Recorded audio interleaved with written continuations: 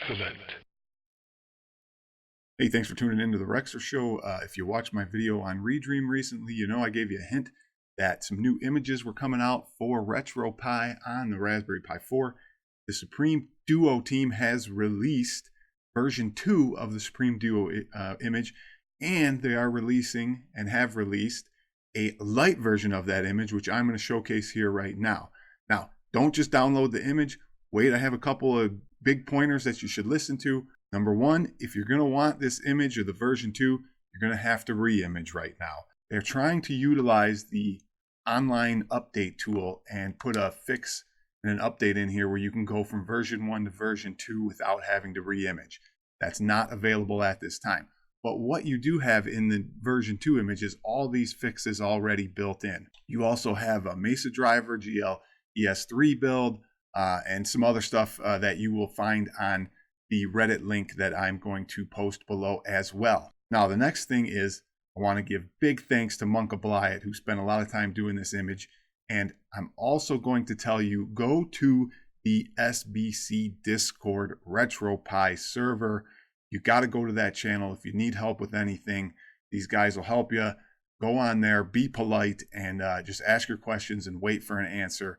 You may have issues with no video or something, and they'll tell you to change the HDMI group or what have you.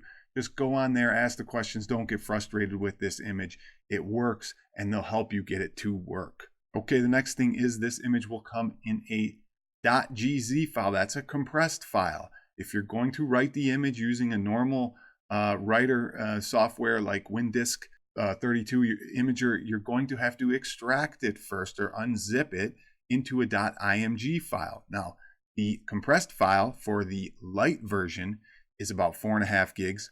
Once you extract, it's going to be about 8.5 gigs. The version 2 image is the same as the other one, which when extracted is 19 gigabytes. Now, what's missing from the Lite version? Not much, just a bunch of the ports. You still have Kodi and OpenBore and things like that, but you're missing some of the ports that are in the version 2 if you want that. The other thing missing is 64-bit support for Dolphin. You do not have that on the Lite image.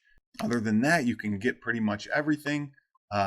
Both images now have Redream, which is very simple to launch. If you didn't see before in my other video, you don't even have to go through the online toolkit and load it now. It's already in here. You're just going to load a game, and you're going to launch the run command menu, and it's already set for default to Redream. But if not, just go in and select emulator. You can see the options right there. So Redream already installed, good to go. If you want other emulators that you don't see on there, just simply go to the RetroPie setup and do your normal manage packages and install them. If you don't like the launching screens, go ahead and change it. There's a launching screen disable script right here at the main menu. Also for the splash screens, you can disable the splash screens if you go down here and disable them that way.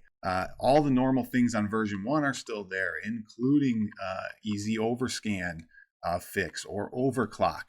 Both all still work now. Now, before I forget, on first boot, it took a very long time to boot, so give it some time, let it process, and let it load. One other nice feature is the scraper tool, which you will find on the desktop. So go to your desktop, you see the scraper.sh program right here. Just open it as normal.